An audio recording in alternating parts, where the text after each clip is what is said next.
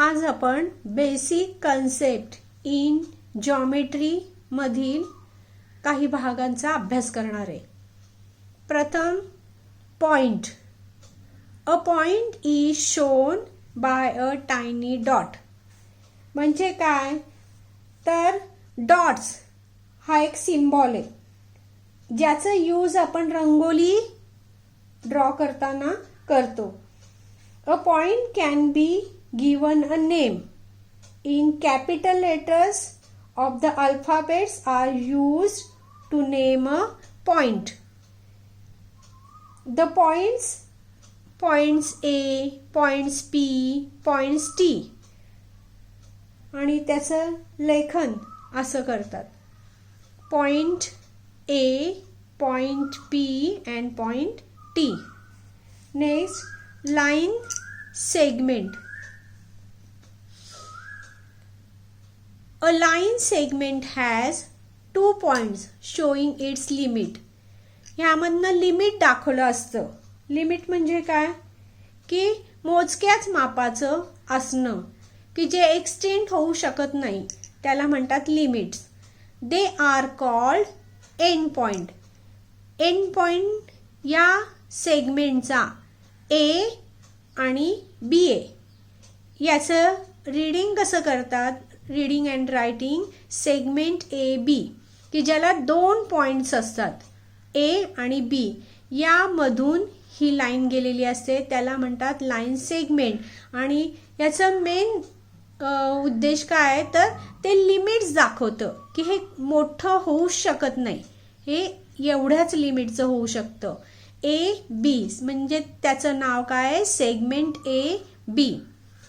Third आपण बघणार आहोत लाईन मीन्स काय तर लाईन मीन्स स्ट्रेट लाईन. आता लाईन ही किती पण अमर्यादित एक्सटेंड होऊ शकते, अमर्यादित असते ती. तर ती extend in the line in both direction, this direction and this direction. म्हणजे आपला हा पेपर सुद्धा आपण लाईन जर आपण ड्रॉ करताना कमी पडू शकतो म्हणजे एक्सटेंड होऊ शकतं both direction till edges of the paper.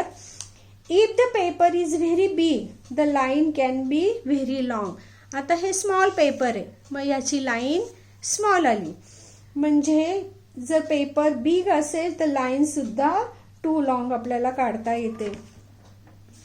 त्याच्यानंतर याचं रीडिंग आणि रायटिंग कसं करतात तर ए बी. आता लाईनला महत्वाचं काय असतं बरं, दोन्ही बाजूला ॲरो काढलेले असतात.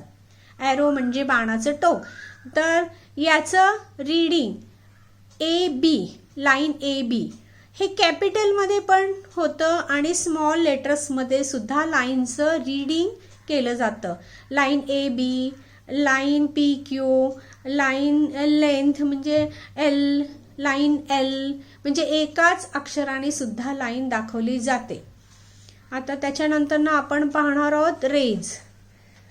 आपण पाहणार रेज. तर रेज म्हणजे काय तर rays starting from the sun go forward. आता सन आपण हा पाहिलाय तर तो फॉरवर्ड. रेज जे असतात सूर्याची किरणं sun go forward in all direction. All direction. Light rays from the torch also start from the point to go forward continuously in one direction. कोणतं पण आता सन हे जे आहे तर ते सनचे जे रेज आहे ते वन पॉइंट पासून ते रेज आपल्या अर्थ मध्ये येतात, ते एकाच डायरेक्शननी येतात. तर त्याला काय म्हणतात हा एंड पॉइंट. आणि हा जो आहे तो ॲरोचा अमर्यादित असतात की नाही सनचे रेज. मग त्याचं रीडिंग करताना आपण कसं करायचं एंड पॉइंट पासून ते ॲरो पॉइंट पर्यंत करायचं पी क्यू, पी क्यू. आता ह्याचं रीडिंग करताना कसं करणार ए बी नाही म्हणायचं तर जो पॉइंट दिलेला असो त्यापासून ॲरो पर्यंत रीडिंग करायचं. तर बी ए याचं रीडिंग रेज बी ए, याचं रीडिंग रेज पी क्यू. म्हणजे a ray is a part of a line. It starts at one point and goes forward continuously in the same direction. Same डायरेक्शनला जातं. The starting point of a ray is called its origin. जो हा starting point आहे त्याला origin म्हणतात. हा P याचा origin आहे आणि त्यापासूनच ते रीड करतात. Rays P Q. आता याचं रीड करताना स्टार्टिंग पॉइंट बी ए जरी उलटं काढलं तरी सुद्धा. त्याच्यानंतर आपण बघणार आहोत प्लेन्स. प्लेन. तर plane, the surface in the first two pictures are flat. Each flat surface is a part of an infinite surface. In mathematics, a flat surface is called plane. A flat surface is called a plane. The names of the plane. आता याच्यामध्ये हे जे plain आहे याचं नाव आहे H. हे पण capital letter मध्ये लिहितात. हा फ्लॅट सरफेस दिसतोय आपल्याला. आता आपण कॉन्करंट लाईन्स बघणार आहोत. कॉन्करंट लाईन म्हणजे काय, तर एका पॉइंट्स मधून अनेक लाईन्स जातात त्याला म्हणतात concurrent lines. When two or more lines passes through the same point. याला आपण नाव देऊया P पॉइंट. तर सेम पॉइंट वरनं अनेक लाईन्स पास होतात त्याला म्हणतात concurrent lines. When two or more lines pass through the same point, they are called concurrent line.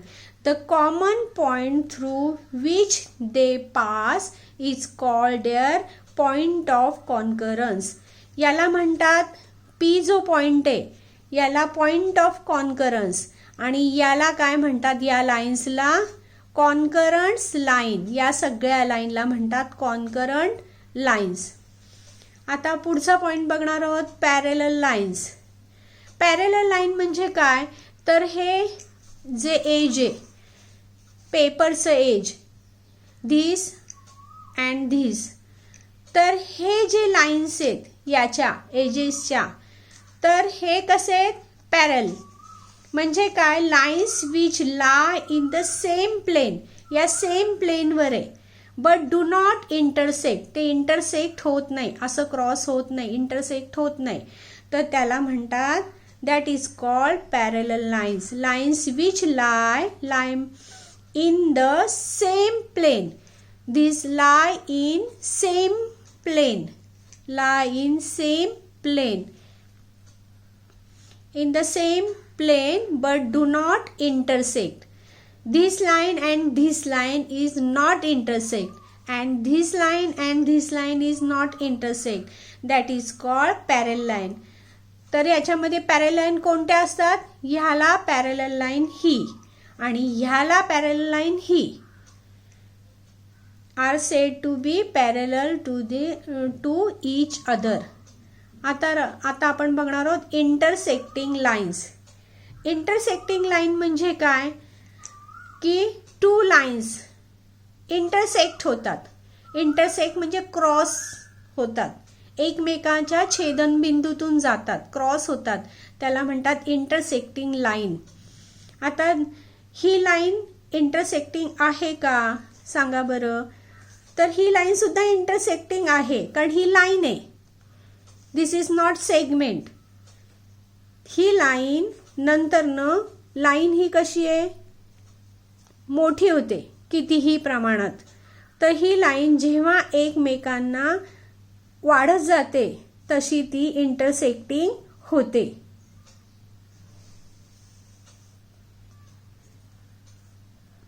हे बघा, ही लाईन मी ह्या दोन लाईन काढल्यात. ही लाईन नंतरनं पुढे इंटरसेक्टिंग होते. म्हणजे याला म्हणतात ही लाईन सुद्धा जरी आपल्याला वेगवेगळ्या दिसल्या तरी ही नंतरनं इंटरसेक्टिंग होते, म्हणून these lines are intersecting lines. आता आपण बघणार आहोत collinear points. Collinear points 3 or more points which lie on a single straight line are said to be collinear point. आता collinear, आता आपण इथे डिफरंट पॉइंट दिलेले आहेत, पण काही पॉइंट्समधनं काय होते, स्ट्रेट लाईन जाते, त्याला म्हणतात collinear पॉइंट. आता हे पॉइंट आहेत, ह्या पॉइंटमधून ही लाईन स्ट्रेट जाते, मग ह्याला काय म्हणतात, collinear पॉइंट. स्ट्रेट जेव्हा जाते तेव्हा collinear पॉइंट. पण ही लाईन मला इथे घ्यायची आहे, तर ही स्ट्रेट जात नाही. ही आणि हे 3 पॉइंट जे आहेत ते जात नाही, त्याला म्हणतात नॉन collinear पॉइंट्स. जेव्हा ही लाईन जेव्हा स्ट्रेट जाते पॉइंट्समधनं 3 किंवा 4 मोर पॉइंट जर असतील, ते जर एकाच लाईन्समध्ये असतील तर single straight lines are said to be collinear point. आता हे पण collinear पॉइंट होतं, पण एकमेकांनी, अजून मी तुम्हाला उदाहरण सांगते. आता यामध्ये ही लाईन आणि ही लाईन ही collinear होत नाही, स्ट्रेट लाईन जात नाही, म्हणजे this point is not collinear point. आता आपण प्रत्येकाने प्रॅक्टिस सेट 1 सोडवायचे. प्रत्येकाने प्रॅक्टिस सेट 1 सोडवायचे. आता या look at the figure along side and name the following. तर हे फिगर बघायचे, तर याच्यामध्ये collinear पॉइंट्स कोणते. आता collinear पॉइंट जर पाहिलं आपण, तर याच्यामध्ये कोणता collinear पॉइंट येतो, MT हा collinear पॉइंट या लाईनमध्ये येतो. त्यानंतरनं अजून कोणता collinear पॉइंट येतो, तर R आणि N. पण P आणि S collinear पॉइंट येत नाही. P आणि O हा collinear पॉइंट होतो. आता रेज लिहिताना कसं लिहायचं, तर रेज पॉइंटपासून ॲरोपर्यंत त्याचं नाव द्यायचं. तर rays OP, rays OM, rays OS and rays OT आणि rays ON and rays OR. आता लाईन सेगमेंटला काय असतं, यामधून तर पॉइंट्स असतात. पॉइंटला पॉइंट लाईन सेगमेंट. तर पॉइंटनी आपण म्हणायचं OP लाईन सेगमेंट होतं. आणि लाईन्स कोणते होतात बरं, लाईन्स फक्त काय होतं, दोन्ही बाजूने एरो. M आणि T हा झाला लाईन्स, R आणि N ही झाली लाईन्स, ह्या 2 झाल्या लाईन्स. आता right a different names of the line.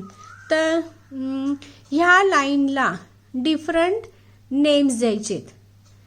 तर आपल्याला डिफरंट नेम कसं द्यायचं, तर हे segment AB, segment BC, segment CD and segment AD. आणि लाईनमध्ये सुद्धा आपल्याला सांगता येईल लाईन AD किंवा लाईन AC, लाईन AB. पण सेगमेंट हा पॉइंट, फक्त पॉइंट टू पॉइंट, त्याला सेगमेंट आणि लाईन म्हणजे ॲरोचा. आता यामध्ये लाईन सेगमेंट BC येईल आणि CD. आता मॅच द फॉलोइंग ग्रुप. आता सगळ्यांना समजलेलं असेल तर मॅच द फॉलोइंग बऱ्याच जणांनी मला जो होमवर्क दाखवला त्याच्यामध्ये बरोबर केलेला आहे. तर हे सगळे क्वेश्चन आन्सर तुम्ही सोडवायचे.